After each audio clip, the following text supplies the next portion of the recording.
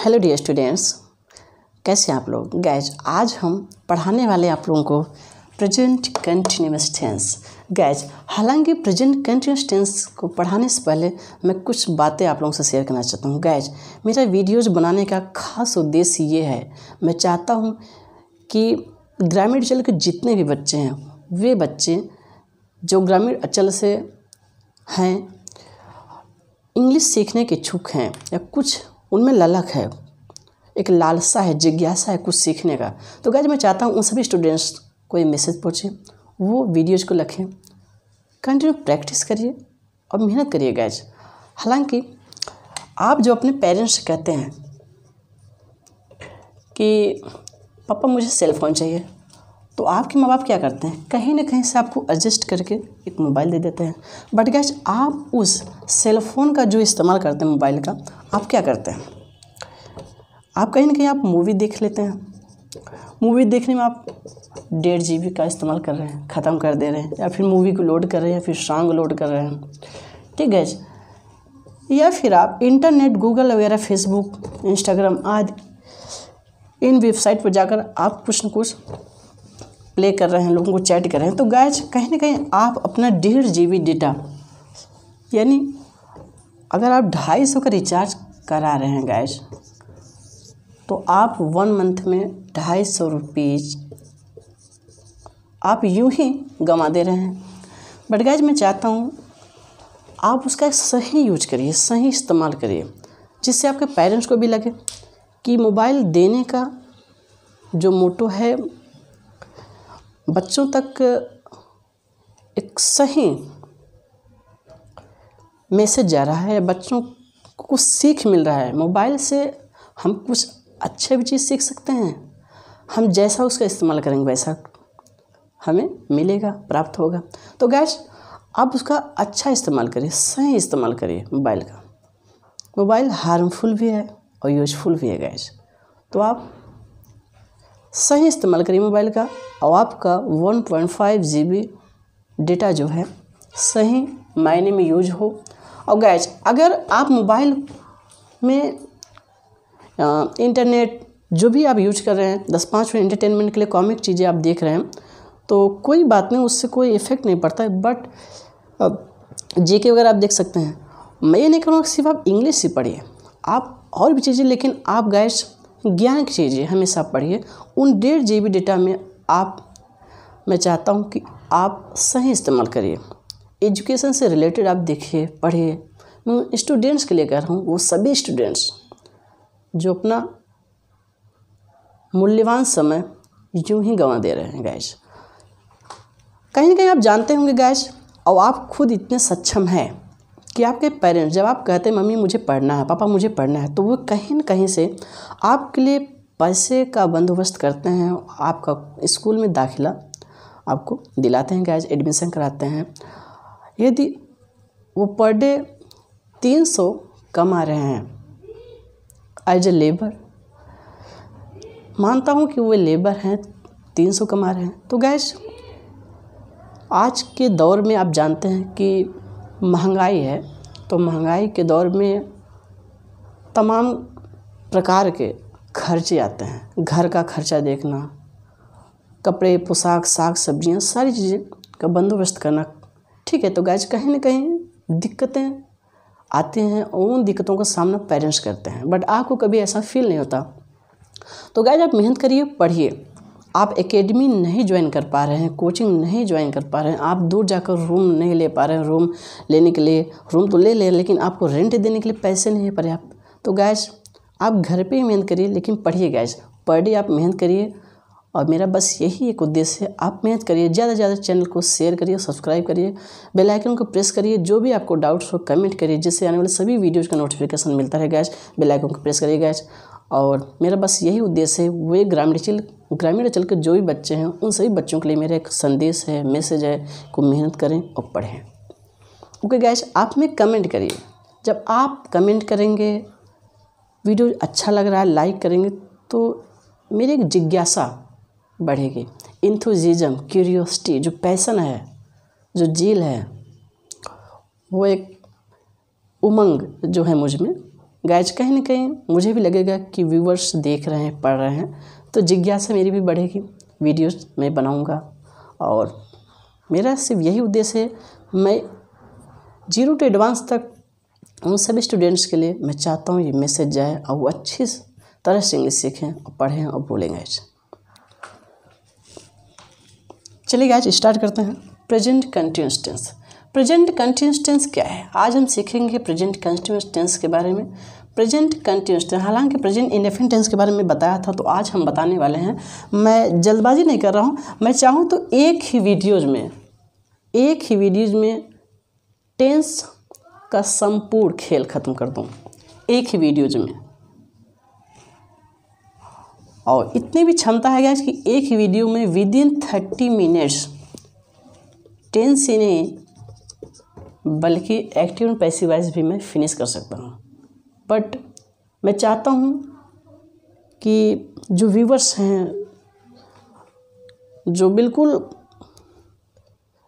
Point two point जाना चाहते हैं, एक एक पॉइंट वो समझना चाहते हैं बारीक से, तो मैं उन्हें समझाने का प्रयास कर रहा हूँ गाइस कि वो अच्छी तरह समझें एक एक पॉइंट, जिससे उन्हें लिखने में भी, एक नोट्स बनाने में भी इजी लगे।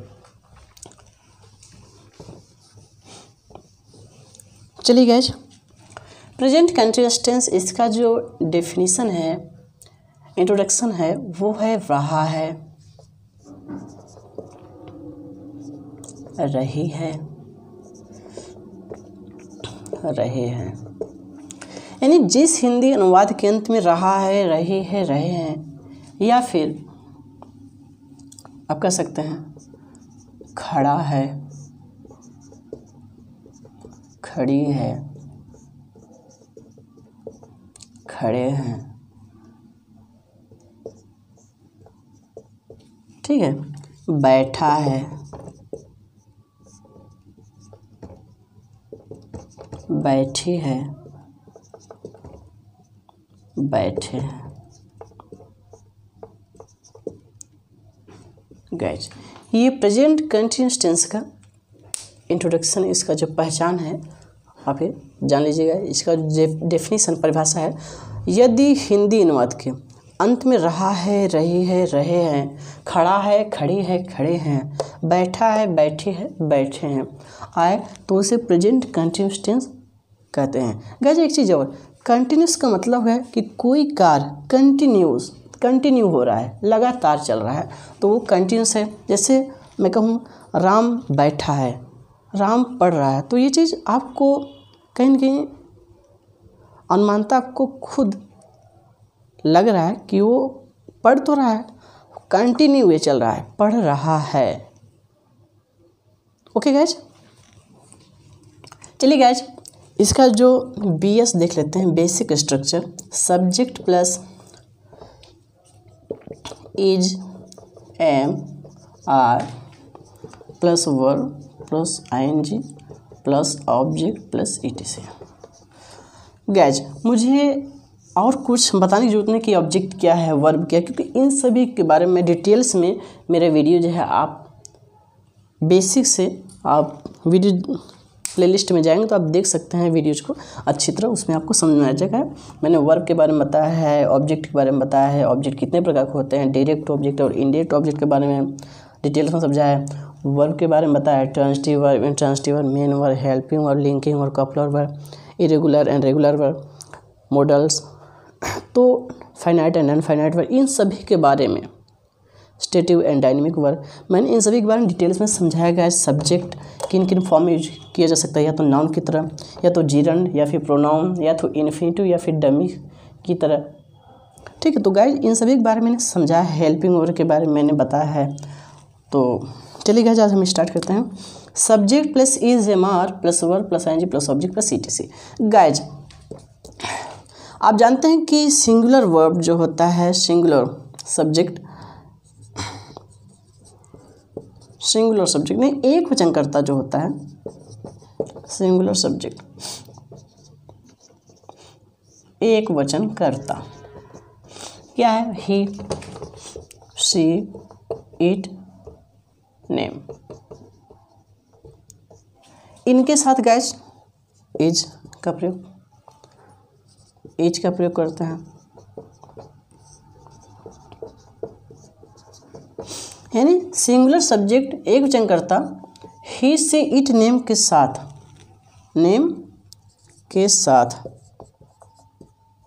इज का प्रयोग करता है।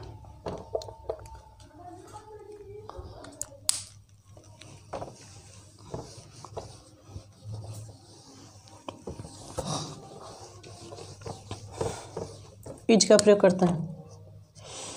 आई के साथ रूल सेकंड, आई के साथ एम का प्रयोग करते हैं,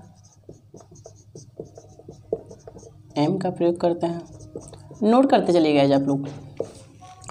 rule third, we you they, इनके साथ आर का प्रयोग करते हैं, ये रहा आपका अफर्मेटिव सेंटेंस। और अफर्मेटिव सेंटेंस के गाइस दो भाग होते हैं, एक तो होता है पॉजिटिव, दूसरा होता है नेगेटिव।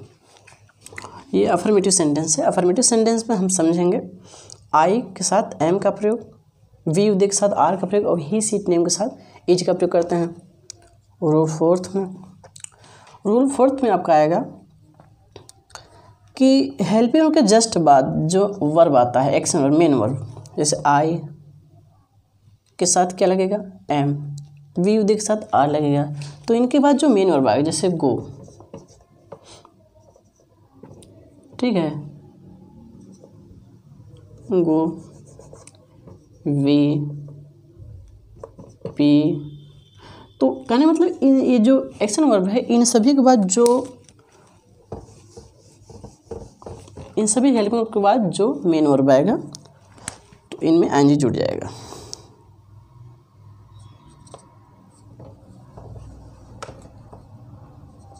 ठीक है गाइस, क्रिया में आईएनजी,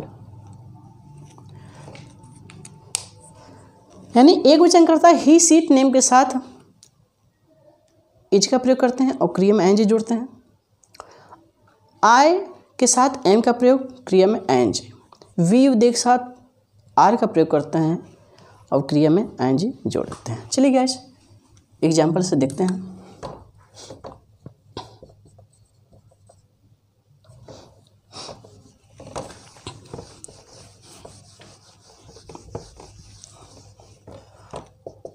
फॉर एग्जाम्पल,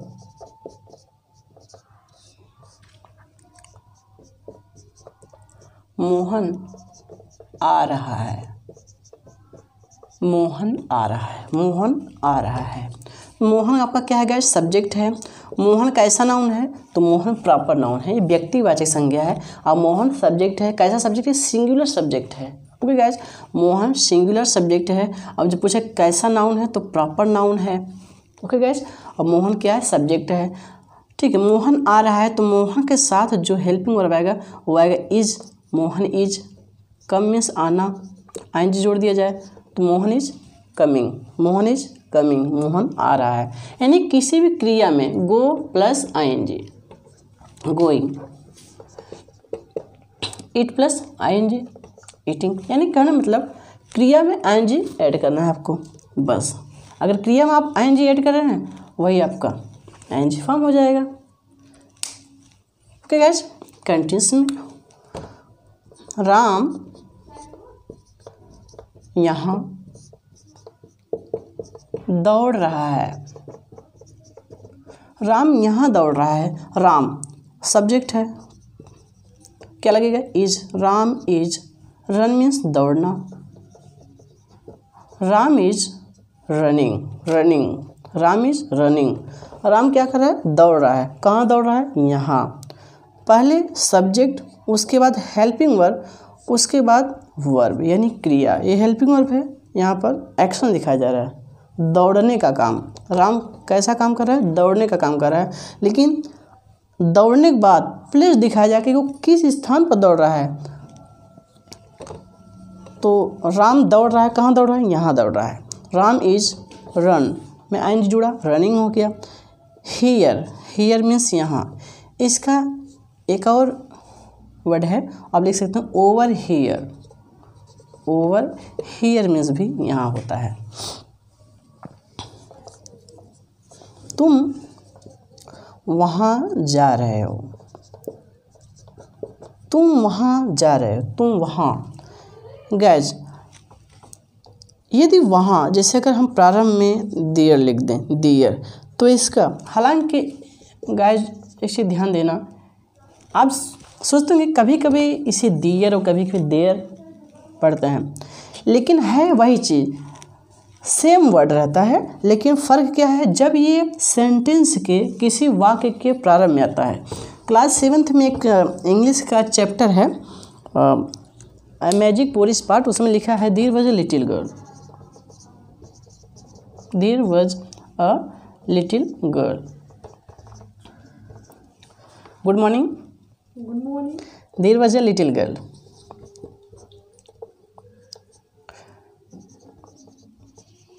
नेम तारा।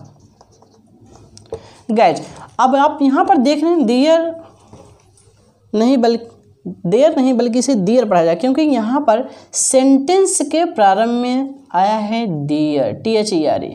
अब हम इसे देयर नहीं कह सकते, ये मैं अभी एंड में समझाऊंगा इसे दियर और उसे देयर क्यों पढ़ते हैं। ओके गाइज, तो दियर, अब जब एंड में आए सेंटेंस के एंड में तो उसे पढ़ते हैं देयर। इस देयर का मतलब जो प्रारंभ में रहेगा इसका कोई अर्थ नहीं होता, क्योंकि ये कंफ्यूजिंग सब्जेक्ट है। अब ये डमी सब्जेक्ट इसे कहा जाता है, इट और देयर को डमी सब्जेक्ट माना जाता है, और ये there is used for confusing subject, यानी कंफ्यूजिंग सब्जेक्ट की तरह यूज किया जाता है। ओके गाइस, इसलिए इस देयर का कोई अर्थ नहीं निकलता है। तुम वहाँ जा रहे हो, यू, उसके बाद क्या लगेगा, आर। गो मीन्स जाना, यू आर गो, उसमें एन जी जोड़ दो, यू आर गोइंग। कहाँ, वहाँ। अब हम इसे क्या पढ़ रहे हैं, there, not there. Okay guys, इसका एक स्क्रीनशॉट ले लीजिए। आज के लिए फ़िलहाल इतना ही, फिर मिलेंगे एक नए वीडियो के साथ। तब तक के लिए बाय बाय गाइस, मेहनत करिए और कमेंट करिए गाइस।